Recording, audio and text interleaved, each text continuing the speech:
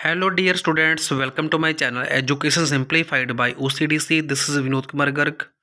सो अगर आप PGI sanitary attendant और पीजीआई लैब अटेंडेंट दोनों एग्ज़ाम्स की तैयारी कर रहे हैं तो ये वीडियो स्पेशली आपके लिए है.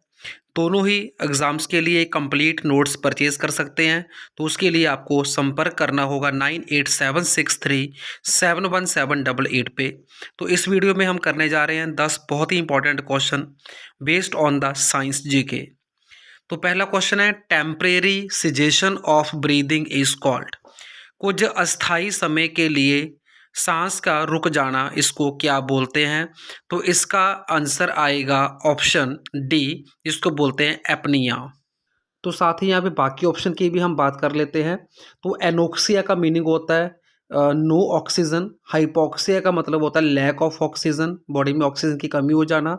और एनोरेक्सिया का मतलब होता है भूख ना लगना. ओके, तो इस क्वेश्चन का आंसर आएगा ऑप्शन डी, एपनिया, सांस का अस्थाई समय के लिए रुक जाना. क्वेश्चन नंबर 2 हमारा है, which instrument is used for determination of BMR. तो यहाँ पे बीएमआर होता है बेसल मेटाबॉलिक रेट, जिससे हमारा मेटाबॉलिज्म पता चलता है शरीर का. ओके, तो इंस्ट्रूमेंट जो बीएमआर को मेजर करता है उसका आंसर है spectrometer. Option B is the right answer. Okay, जो मैनोमीटर होता है वो ब्लड प्रेशर को मेजर करने के लिए यूज होता है, जिसको बोलते हैं सफिग्मो मैनोमीटर. स्पाइरोमीटर जो होता है वो लंग्स की कैपेसिटी को मेजर करता है. अब question number 3 is, what is the daily requirement of insulin. तो इसका आंसर आएगा option A, 30 to 50 units per day. Okay, तो ये है daily requirement of insulin. Insulin एक हार्मोन होता है जो कि बॉडी के अंदर, ब्लड के अंदर बढ़ी हुई शुगर की मात्रा को कम करता है, रेगुलेट करता है. ओके, तो इंसुलिन का जो एंटी हार्मोन होता है हमारी बॉडी में उसको बोलते हैं ग्लूकागॉन. तो ग्लूकागॉन जो है वो कम शुगर को ज़्यादा करता है. मतलब ग्लूकागॉन और इंसुलिन दोनों एक दूसरे के एंटागोनिस्ट होते हैं. Question number 4, what is the normal cholesterol level. एक इंसान में, एक नॉर्मल अडल्ट बालक यानी कि अडल्ट व्यक्ति में नॉर्मल कोलेस्ट्रॉल की मात्रा ब्लड में कितनी होती है?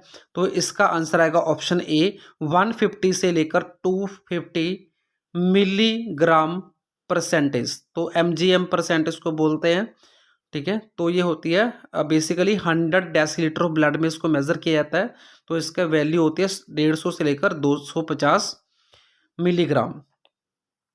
सो अगला क्वेश्चन हमारा आता है, which disease occurs due to deficiency of vitamin A. कौन सी बीमारी विटामिन ए की कमी कारण होती है? तो इसका आंसर आएगा जीरो ऑप्थेल्मिया. तो जीरो ऑप्थेल्मिया का मतलब होता है आइस के अंदर मॉइस्चर का बिल्कुल ख़त्म हो जाना. तो ये आइस बिल्कुल ड्राई हो जाती है इसमें, तो इसको बोलते हैं जीरो ऑप्थेल्मिया.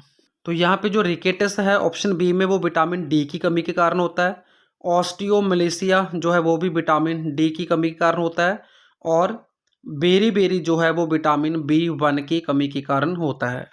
क्वेश्चन नंबर 6 हमारा है, what is normal daily requirement of vitamin D. तो एक अडल्ट व्यक्ति को विटामिन डी नॉर्मल डेली कितना चाहिए? तो इसका आंसर आएगा 500 international units. Question number 7, which vitamin is also called calciferol. किस विटामिन को कैल्सीफिरोल कहा जाता है? तो इसका आंसर आएगा vitamin D, option B. Okay, जो विटामिन ए है उसको रेटिनॉल बोलते हैं, और विटामिन के को फाइलोक्विनोन बोलते हैं, विटामिन ई को टोकोफिरोल कहते हैं. क्वेश्चन नंबर 8, विच इम्यूनोग्लोबुलिन फॉर्म एंटीबॉडी इन एनाफाइलैक्टिक रिएक्शन. जब किसी व्यक्ति को बहुत सीवियर एलर्जिक रिएक्शन होती है उसको एनाफाइलैक्टिक रिएक्शन कहते हैं. तो उस केस में कौन सी ग्लोबुलिन जो होती है वो एंटीबॉडी बनाती है? तो इसका आंसर आएगा ऑप्शन ए, IgA. तो एंटीबॉडी IgA इसका आंसर है. IG मतलब होता है इम्यूनोग्लोबुलिन, ए उसकी टाइप है. तो हमारे अंदर 5 तरह की टोटल एंटीबॉडीज़ होती हैं, IgA, IgD, IgE, IgG और IgM. तो एनाफाइलैक्टिक रिएक्शन में IgA इसका सही आंसर आएगा. Question number 9, product of digested food in the stomach is called.